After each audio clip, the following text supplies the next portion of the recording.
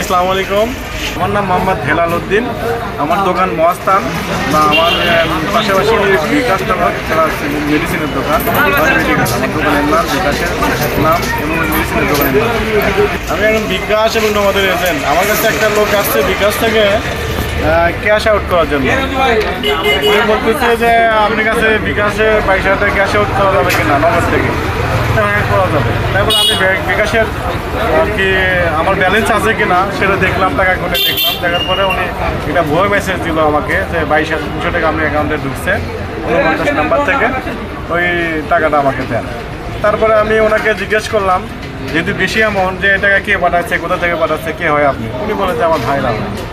তারপরে আমি আমার অনলাইনে চেক করে দেখলাম টাকা কোনো ঢোকে নাই, ভুয়া মেসেজ। তখন সঙ্গে সঙ্গে ওনাকে ধরলাম, ধরে অনেক লোকজনের সামনে জিজ্ঞাসাবাদ করা হলো।